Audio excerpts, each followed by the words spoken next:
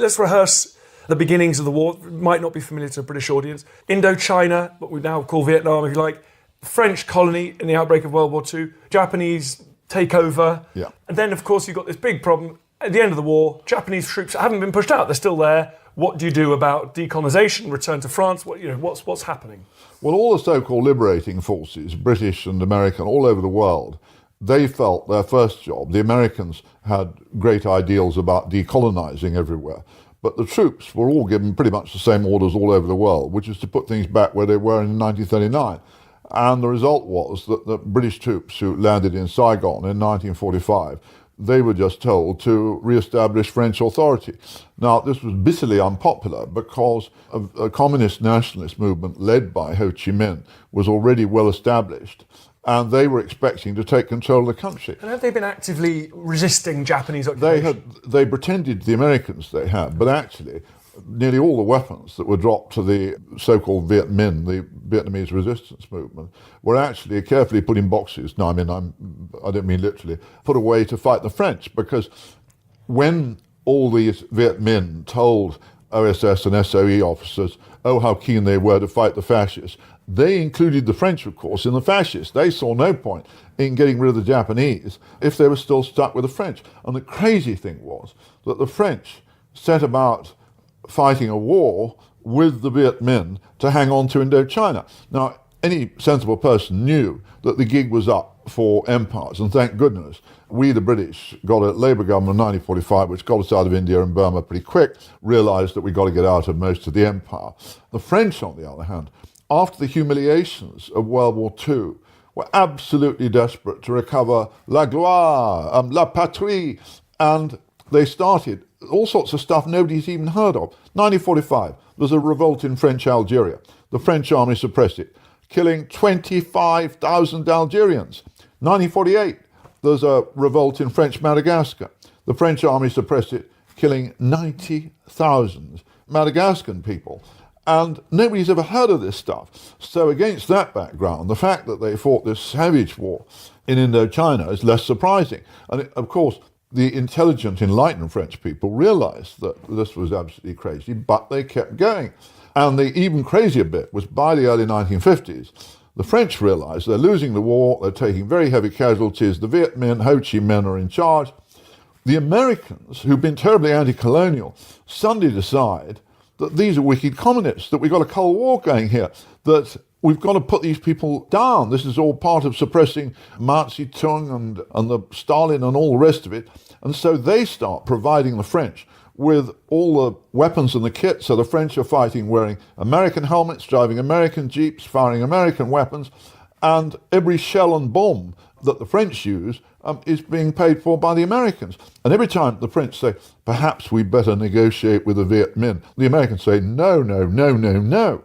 And the craziest moment of all comes in 1954, when the French have gotten themselves in the most terrible hole in this battle, Dien Bien Phu, where they're besieged by General Giap, this commander of genius, and they're about to lose the whole place, and they're about to lose the garrison. They appeal to the Americans for help.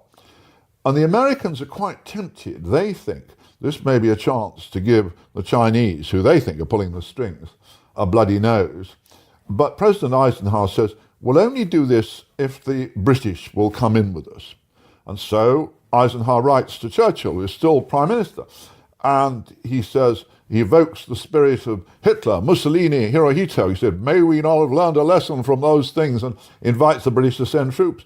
But Churchill said, if we could not save India for ourselves, we cannot hope to save Indochina for France. The loss of the fortress must be faced. And Churchill said no. The Americans were disgusted. The Secretary of State, John Foster Dulles, sends a cable back to Washington from London. He said, the British are terrified we're starting a war. They're going to start using nuclear weapons. They've lost their bottle. Anyway, thank goodness. We didn't get involved. The French realized the gig is up. Dien Bien Phu goes. 12,000 garrison up the Swanee, and the French get out. Ho Chi Minh gets control of northern half of Vietnam and expects to get the southern half of Vietnam, which is partitioned, at a conference in Geneva, as soon as the Americans lose interest. But that doesn't happen, of course. That we then start, in 1954, this long, long agony in which the Americans are in it up to their necks. Starting off by supporting the South Vietnamese with supplies, ending up with direct sending combat infantrymen by the mid-60s, wasn't it? They want to make, the Americans decide they're going to make South Vietnam a showcase for capitalism. Like South Korea. Exactly. And the difference is, of course, geography. That South Korea is a long, thin peninsula, that holding that line in the middle of it wasn't that difficult. You can fence the whole thing off. But Vietnam, on the other hand, South Vietnam has a 1,000-mile open border with Cambodia and Laos, through which communist infiltrators and arms and weapons can come down what became the Ho Chi Minh Trail.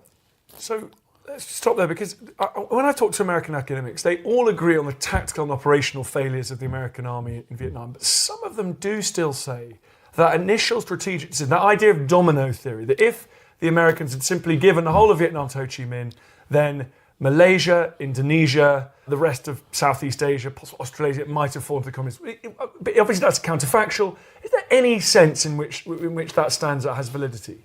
There are still a few people who believe that, and one has to remember that somebody like Lee Kuan Yew, who was a very smart cookie, who was running Singapore, he always said afterwards that if the Americans hadn't fought in Vietnam, that the communists would have had all that energy and resources to spare for making trouble everywhere else in Asia, and that by 1975, when the communists finally triumphed in Vietnam, that the other Asian countries were in a much better place.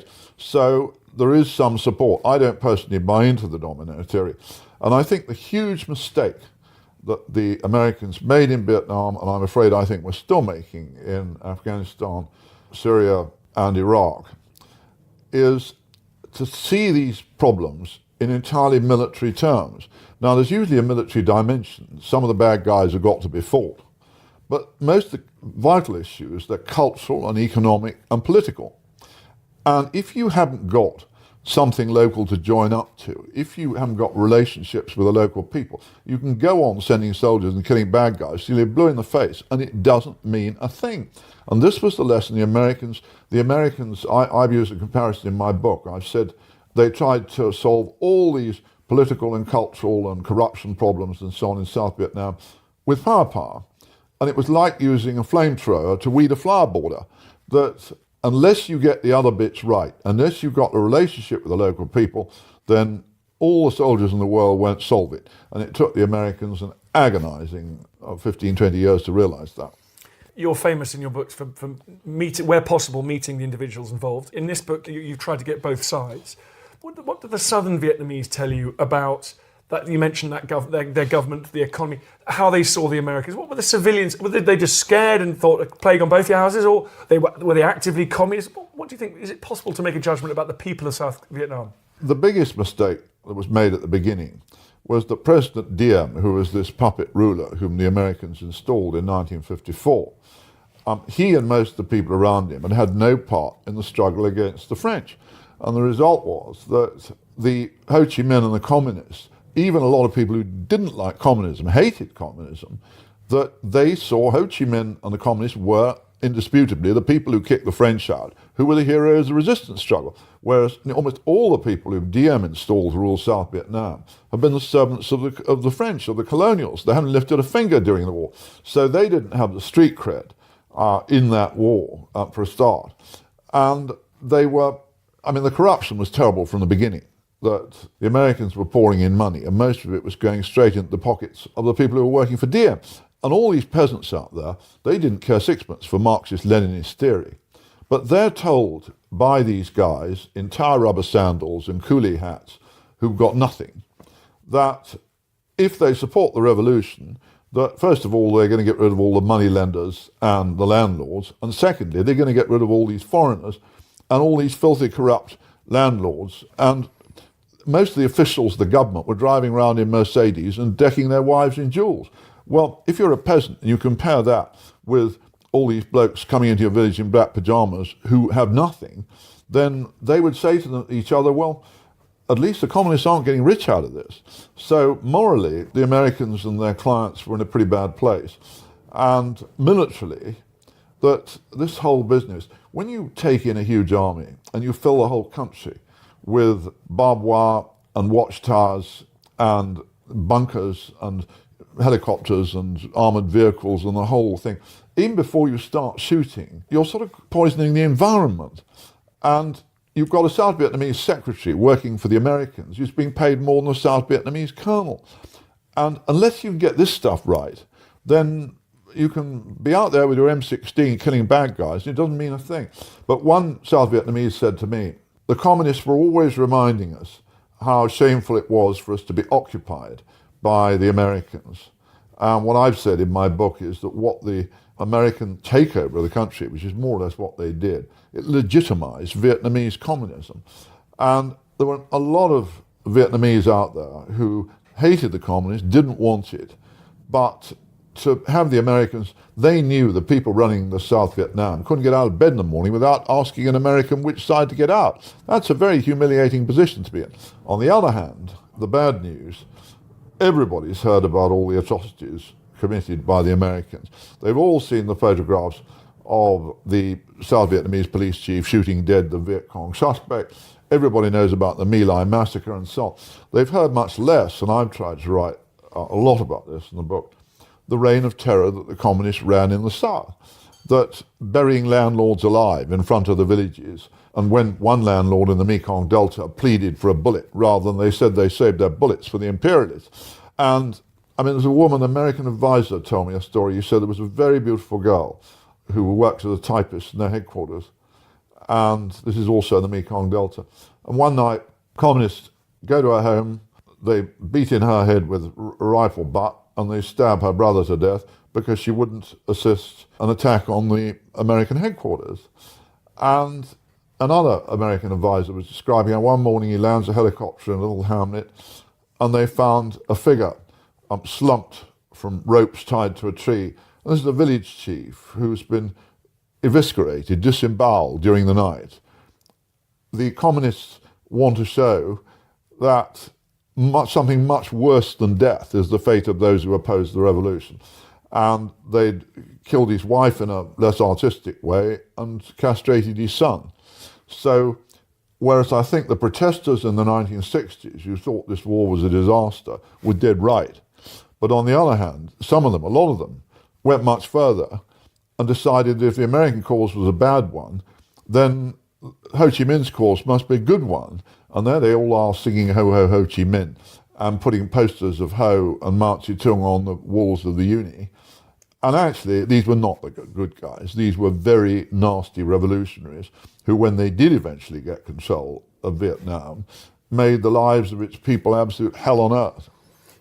Talk to me a little bit about the twin threats to the American control of South Vietnam. You've got the North Vietnamese army, which is a regular force, and then you've got the Viet Cong, essentially. Yeah. So you've got a guerrilla force within South Vietnam. How do they relate to each other, and which was the most potent arm of the revolutionary movement? It all started out with local guerrillas, the Viet Cong, who were receiving some supplies, but not too many from the north, down the so-called Ho Chi Minh Trail through Laos and Cambodia. In 1968, the man who was really ruling out of Vietnam, by the North Vietnam by then, called Le Van, who a lot of people never even heard of. They all thought Ho Chi Minh was in charge, but actually from about 62 onwards, it was Le Van. He decides in 1968, country is ripe for total revolution. We'll call on the whole country of South Vietnam to rise up and all the Viet Cong thrown into battle.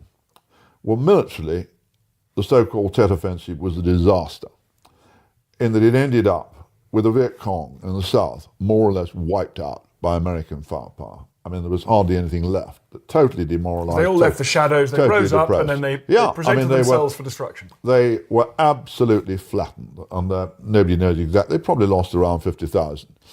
The Viet Cong almost ceased to exist. So after that, until then, there'd only been a few North Vietnamese units, regular units in the south. But from that moment on, the North Vietnamese army took over nearly all the fighting. And by 1973, when the so-called peace treaty was signed, and the Americans had gone, there were about 200,000 northern troops in the south. And so it was regular units. Now, by that stage, I've suggested in my book that it's possible in the sort of between 69 and 72, the Americans, when the war had become more or less a regular war of a conventional war with battalions fighting battalions and regiments fighting regiments, the Americans, with their firepower, might have won, and the North Vietnamese were taking ghastly casualties. But by that stage, the American people's will was broken, and the morale of the American army in Vietnam collapsed in a way that I'm not sure I can remember any fighting force in history collapsing, with everybody up to their necks in dope and black power struggles and a complete collapse of discipline.